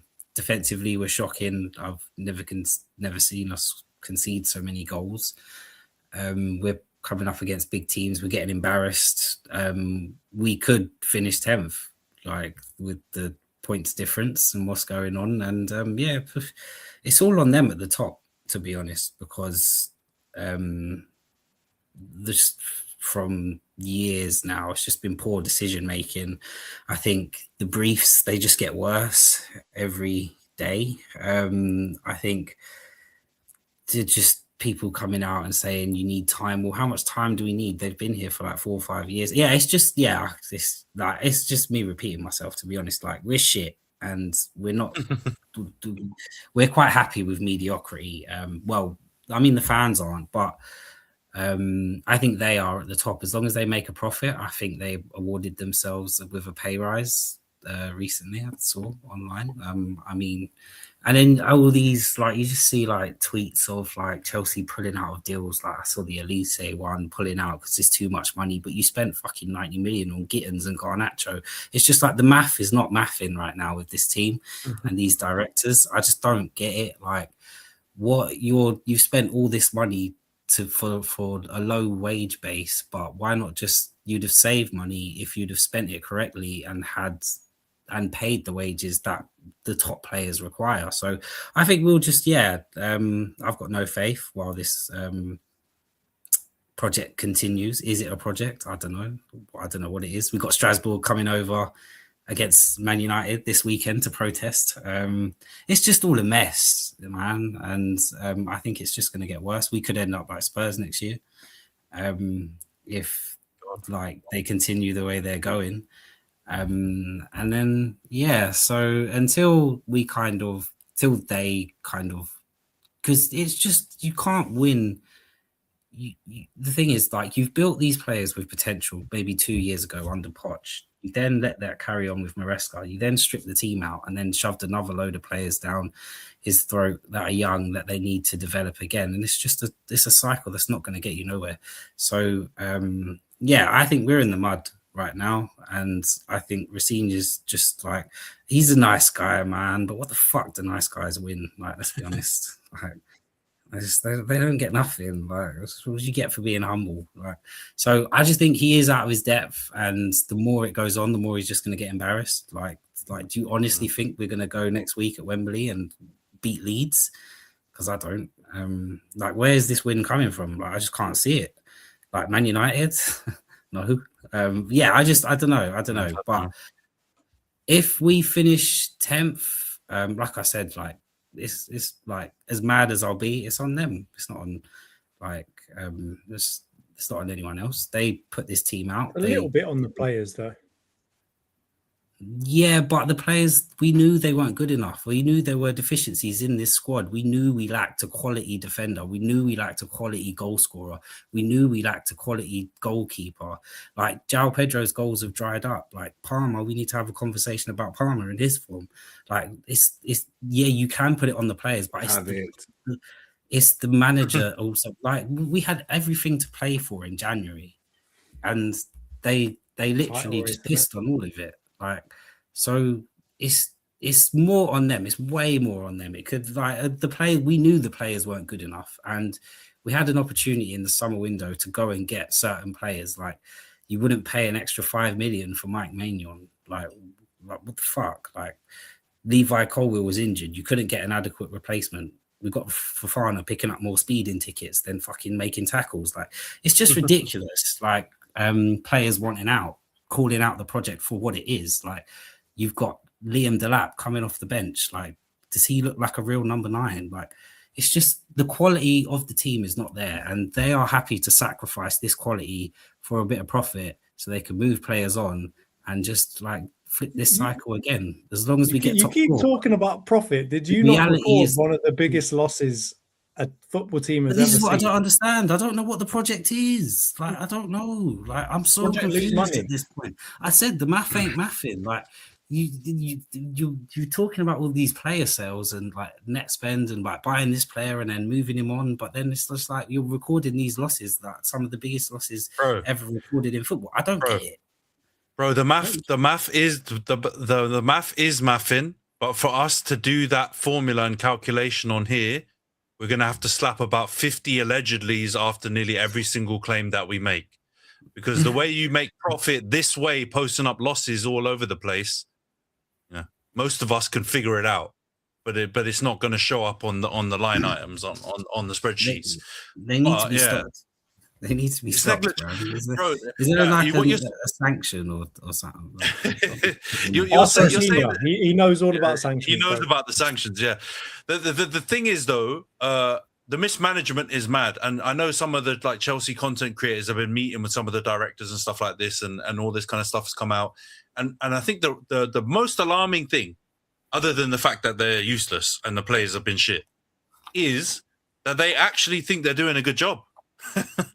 And that you hear from a lot of these content creators when they're speaking to the directors that they believe in their model and their project, and they think they've done a pretty good job. That is the Ed Woodward style of management that I recognize too well, which is being completely useless but thinking that you're doing a decent job. I don't know how they're using metrics to convince themselves that, but they think that. So if they keep thinking that, that's the way that you're going to head the direction that you're talking about. I agree. It's dark, bro. Like, bro, you could count, like, how many sporting directors have we had? Like, and even ones that have come in and saw the project for what it was and left. We interviewed Luis Enrique for the job, Nagelsmann for the job. They both turned around after we sacked Potter and said, this ain't the project for us, because it's a ridiculous, like, it's like a ridiculous way of, like, doing things. They're not football people, and this is the thing. Like, they're relying on, I think I saw something about Egbali coming out and saying, like, oh yeah, not a lot of teams rely on data. There's a reason for that, bro. Like, because we need to do the eye test and what we see with our eyes. And like, also there's a lot of different variables to create a winning team. Like, it's not just young players that you are going to develop, and in the end, like, you're developing them and you're moving on. You're not even developing the team because you're putting in new players to try and build another team. Like, it's ridiculous. Like, it's just a horrible cycle. And like I said, yeah, like the cynic in me, like, we should finish 10th. Good. Like, that'll teach you a lot. But like, obviously, like the realist in me, like, no, the fan in me doesn't want that. Like, obviously, I want us to succeed. I don't have any faith in us going to Wembley next week and like go. And even then, if we get through to the final, we got Man City. It's just going to be another embarrassing day at Wembley. Like, I don't want to see that. So yeah, man, yeah, we're in trouble. With the eye test though. What's your thoughts on Caicedo? Because the eye test is looking a bit blurry. A bit, yeah, it's looking a bit blurry. I can't. I've nothing like. I heard a lot about Caicedo this year. The whole thing with like performances wise, like, I can't say anyone's really stand out. Even like I said, João Pedro had his wave of form, but he's dropped off. Like, we're not even scoring goals. We're not creating nothing. We're conceding stupid goals as well. Got battered off the pitch at Everton's ground. I can't remember what it's called now. But yeah. So like, even Moises popping us off the pitch. What's going on? Like, you can just see, like, when a man's out of his depth, and like you like, at this point, it's not even. I'm not even mad at him because I didn't like. It's not him. It's not his fault. He wasn't put there. Like, this is Chelsea. This is supposed to be an elite level football club, and we're putting people that have had no Premier League experience in the dugout, and we're just relying, like, because we want to develop them and make them better. It's just a ridiculous way of doing things, and I just feel like the more it goes on, like, you can think you're doing a good job, but we all see with our eyes kind of the job you're actually doing. So yeah, I think it will continue if we carry on this way. But I feel like you've created the rod for your own back. Because these are American, like, these are American owners, American leaders, right? So when you lot ran around saying world champions, are you sure that they didn't get the idea that you are now like the champions of the world, and this is just like a friendly NBA, like a friendly, like a pickup league that you play, while you're getting ready for the Club World Cup again? Maybe they think that you just you play a real league every 4 years or whatever. What that actually did, though, that made them believe in their project. That made them think, oh, we don't need to go and buy this player and that player to compete because we've obviously just won this Club World Cup. So I think that inflated their heads a little bit and made them think that, oh yeah, we're actually onto something here. Like, don't worry about it. Like, we've got this covered. We don't need a goalkeeper. We don't need a defender. And like, so I think that kind of it led them into a false sense of security. And then it just kind of went downhill from there, to be honest. Yeah, I agree, man. I agree. So yeah, looking rough for Chelsea, firmly in the battle for European football now. Let's go on to United, another team. Man United, another team in the Champions League race. Another poor performance. 2-1 defeat to Leeds at home. Man sent off for pulling hair in that. Yeah, Leeds absolutely battered us. That's just the end of it. They absolutely battered us.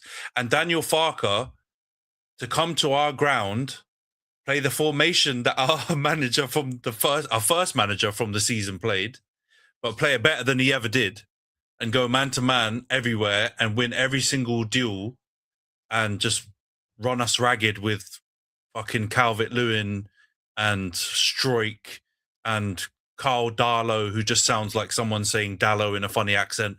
They battered us, man, and big them up. I like Farke, hate Leeds, but they deserve the win. It's only sweeter because now they pulled away from Spurs, and obviously that puts Spurs in an even worse predicament. But in terms of our performances, we literally only played half decent when we went down to 10 men in the last 20 minutes or so. The first 70 minutes, we had no answers. And the fact that Carrick didn't make a substitution at half-time when we had so many diabolical performances. But obviously Manuel Ugarte was an obvious one because he couldn't pass wind. and he still stayed on for the second half, yeah, you have to look at Carrick as well and go, what's going on?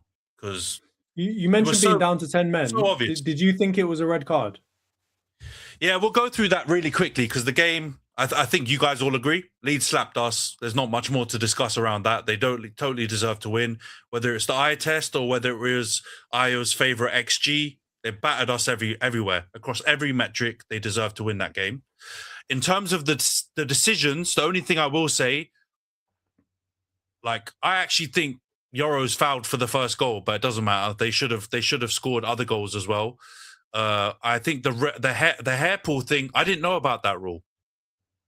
And once I found out, okay, fair enough, is a hair pull. But this isn't even Romero and Cucurella type of hair pull. He's literally he hasn't even pulled the man's hair out of the little, you know. I was going to say something that was going to put me in, you know, jeopardy of ending the pod. Don't worry. Yeah, it hasn't pulled his samurai bun out of his head, and yet he's been given a red card for a hair pull. So I don't agree with it as a rule. That rule is absolute shit, and that referee is an absolute twat. And when is it okay to pull hair? Unless you're in bully. When is it okay to pull hair, bro? Bro, it's not okay to pull hair. But if that's going to be a red card, right? Anytime someone touches another player's head, right? Because if you say to me he was trying to like yank his hair back with full force, like I said, Romero did to Cucurella, or I think someone did to Semenyo last week and no one got a red card for that. Like, what are we doing here, right? It's absolute bullshit. First of all, Calvert-Lewin smacks Martinez in the face and he's like, you can see he's like off balance, grabbing him. He's not intending to pull man's hair out of the thing. That's why his weak little, whatever it was, holding his samurai bun didn't even come out. You can't tell me that a man with full force would not be able to release man's hair from a bun. So you can say, is pulling hair okay? No, it's not. But that rule is shit. That wasn't an offence that deserved a red card, but it doesn't matter because we were diabolical and Leeds deserved to win. So they were beating us with 11 men. We actually played better because of that decision. So you know what? Fuck it. It actually helped my team. But we still lost the game and we deserved to lose the game. And Martinez, if he doesn't, you know what? The only thing I will actually agree with you on, Khem, is Martinez is a fucking prat because I cannot know the rules. The fucking players need to know the rules. They need to know the rules. I just think generally in society it's not okay to pull hair. Yeah, oh well. Unless you pull your hair. But like there's no need to. So I don't know. Like yeah, you can't bite. Biting's not okay. Yeah. Pulling hair is not okay. Yeah, you know about biting and yeah. Exactly, it's not okay. But VAR wasn't around then. We'll draw the line on that because we don't want to dig deep into Suarez's back catalogue because that will make you look spooky. But this game was terrible. We were terrible. Big up Leeds, man. They deserve to win. I think I saw somewhere they didn't win in 21 years or something at Old Trafford. So there you go. That's a record gone. And yeah, the only thing that is an indictment of your shit team, Khem, so don't go back in a monologue, is we can lose that game and we're still, 3 points clear of you comfy. So is what it is. That tells you on the third place trophy or whatever, the Champions League race is always a bum fight. It's always whoever messes up the least ends up getting the positions. It's just how it is. None of the teams in the race are serious teams at this moment. Some of us have spent 500 million and some haven't, but none of us are serious. So that's just what it is, man. We literally yeah, exactly. And where's that gotten you? You should have paid them the 500 million. That would have got you. That would have got you more than crap songs and top breads that aren't willing to put their neck on the line to get rid of shit bald managers. We did that, so learn from us, son. But yeah, we're diabolical, man. That performance was bad. We waited 3 weeks for that. You know what? Just end the season now. I don't want to see more matches. Yeah, exactly. Well, I think it was 21 or whatever it was, but it was diabolical either. No, don't send them back. You have 3 weeks off and reduce that. We were on for a month, mate. They went to the moon and back since your last game. How long to your next game? What was you doing for the 3 weeks? Bro, Talking it was shit. international, bro. We need We were together in a picture behind for the first 7 days of that. International games were going on, so it wasn't a special United break. We were all on a break. But yeah, man, it was Eid the last time we talked. Last time we played. So yeah. I hope it's Eid the next time we play. Let's just have a sabbatical like Khem for 365 days, and that'll be the next time we play. But yeah, let's move on from United because we've run crazy over the time limit for this pod. Let's get into the previews. Prediction League update. We all had a fucking stinker this week. Pretty much all of us had a stinker. Johnson's still top, 113 points, 18 correct scores. Rhys is second, 108 points, 19 correct scores. Iowa's third, 104 points and 15 correct scores. Khem is fourth, 101 points and 16 correct scores. Razor's fifth, 98 points and 11 correct scores. I'm sixth, 94 points and 9 correct scores. Nash is still bottom, 79 points and 12 correct scores. Everyone submitted their predictions ahead of time except Nash again. Even after last week, he didn't remember to send them in, so he got absolutely nada. But, you know, he still didn't really fall too much more behind than he already was because we all had such a terrible week. But, yeah, that's what the lay of the land is. Johns, Tottenham, Brighton, what's your prediction? All right, let me have a little look. All right, I've gone for 2-1 Brighton. The misery continues. Right. Yeah, De Zerbi struggles. Rhys, what's your prediction for this one, Tottenham, Brighton? I went 2-2. Don't know. All right, 2-2 draw. Io, what's your prediction in this one? I've gone Brighton 2-1 as well. Fuck All right, Brighton. Yeah, shit, I know, right? Piece of shit. Unbelievable. Khem, what's your prediction in this one? Spurs, Brighton. I'm just reading what I sent you. I must have had maybe more than the 4 pints, bro. I don't know. It's just the differential thing. I put 1-0 Spurs. Did I really send you that? You did, and it's locked in. 1-0 Spurs. All right. Razor, what's your prediction on this one? I have decided to copy the two that keep copying each other. So I've gone 2-1 Brighton as well. Oh. All right, 2-1 Brighton. I've gone 1-1 draw, and Nash has not sent anything. All right, Johns. Chelsea United, what's your prediction in this one? I am going to do something that Chelsea fans are unwilling to do, and I'm going to back Chelsea to win. 2-1. All right, 2-1. Rhys, what's your prediction in this one? He's got a point because I didn't even back us 1-1. I mean, how could you back it? I mean, I don't even blame him. Fair dues. All right, Io, what's your prediction in this one? Chelsea United. I've gone 1-1 as well. All right, 1-1. Khem, what's your prediction in this one? Apparently, I put 2-1 to United. All right, 2-1. Razor, what's your prediction in this one? I've gone 3-2 to United. Chaotic game. Yeah, I've gone 2-1 United. But that's hopium. All right, Everton Liverpool. Johns, what's your prediction in this one? I've gone 1-0. All right, 1-1 draw. Rhys, what's your prediction in this one? 2-0 Everton. All right, 2-0 Everton. Io, what's your prediction in this game? 2-1 to Everton. Put the nail in that coffin for Khem. Can't wait. Mate, he'll be smacked off 8 pints next week if that's the result. Khem, what's your prediction in this one? That's how I know. I Alcoholics Anonymous or something is required because I put 2-1 Liverpool. Apparently, did I really send you this shit? You didn't even check in if I was okay. Bro, how can I do that? How can I do that with you, man? Too frequent. Razor, what's your prediction for this? Remember, no TikTok. Exactly. No, it's not a TikTok. It was like, hey, bro, are you actually okay? You just sent this over. Like, are you I don't think he cares. I don't question predictions. Thank you. Appreciate it. Razor, what's your prediction for this one, Merseyside derby? 2-1 to the Blues. Up the Toffees. All right. I've gone 1-1 draw. Nash, obviously, yep. TBC. Man City, Arsenal. Bloody hell. This game round has got some big games, isn't it? City, Arsenal. Jonts, what's your prediction in this one?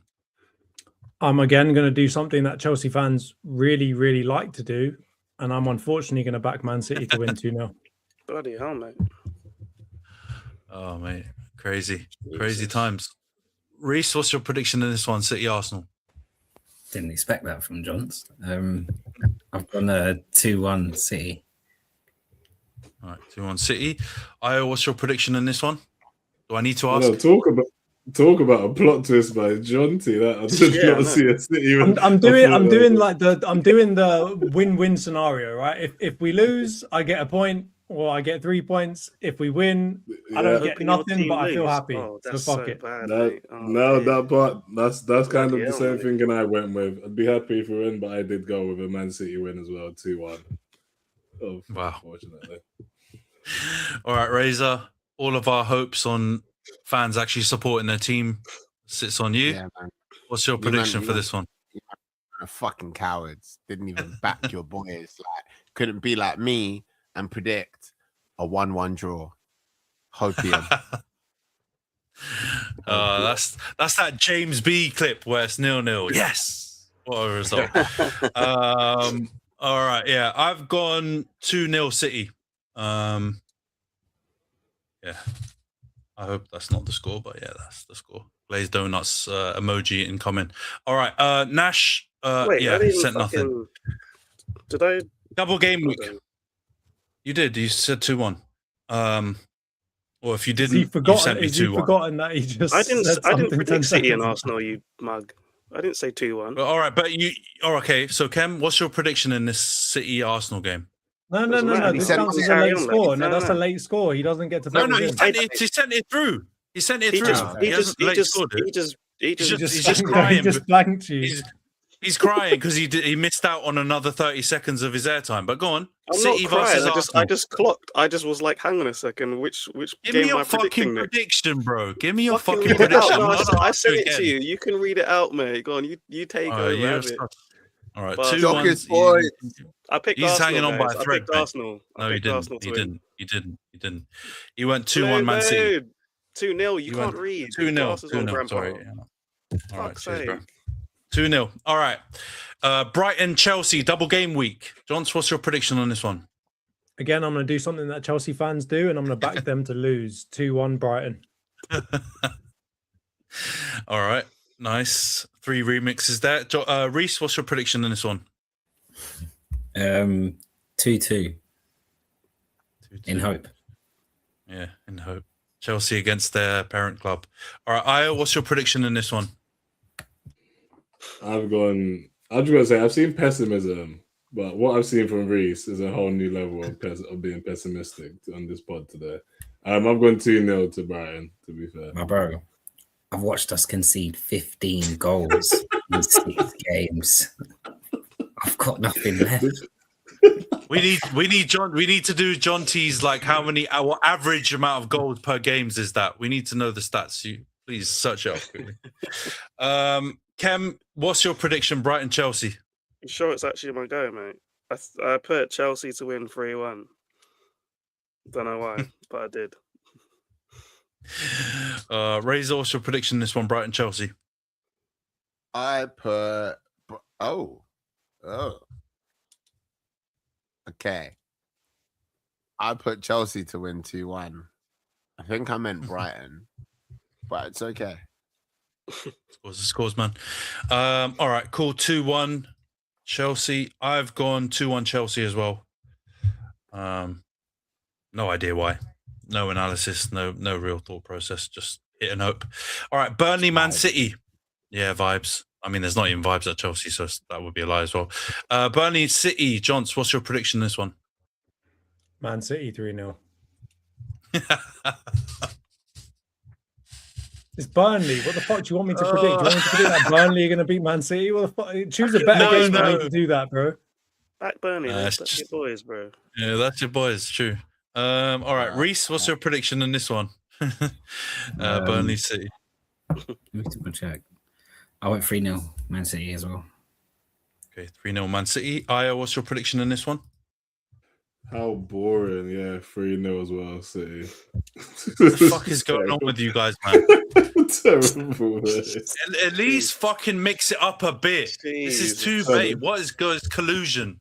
You better not have said 3-0 yourself with this fucking monologue that you're about to do, mate. If I see 3-0 on yours, there's gonna be some issues. I know my own result. Like, obviously I haven't, mate. Come on. Khem, what's your prediction in this one? Burnley City. Let me guess, 3-0. No, I put 4-1 to City, mate. Okay, well done. You've got it written. Yeah, well done. All right, Razor, what's your prediction in this one? Burnley City. 2-1 Burnley. Joking. 3-0 City. Way. Oh, what is the point, man? What is the point? All right, I've gone 2-0 Man City. Okay, yeah. All right. I mean, cue Burnley to score 2 goals and we're all fucked. But yeah, anyway, we've all got Man City win for that one. I'll take it. I'll fucking take that. Burnley, do what you need to do, man. Yeah, fair enough. All right, cool. We'll wrap up the pod here. Yeah. For those of you, Arsenal persuasion, watch the first hour. That's just for you guys. For those of you who just want bants, you can obviously watch it too. But if you want other stuff, then join after 1 hour. But yeah, we'll be catching up next week to review game week 33. Double game week. Get your FPL stuff in there. I can do a tic tac for everyone on that one. And also the viewers, if you're watching, get your double game week transfers in. And yeah, we'll see you guys next week. Thanks for tuning in, folks. And don't forget to subscribe to the channel, to drop a like, leave a comment and share the video. And if you're listening on the audio podcasting platforms, follow us and leave a 5-star review. Super appreciated. But yeah, we'll catch you guys next week. Take care, everyone. See you next week.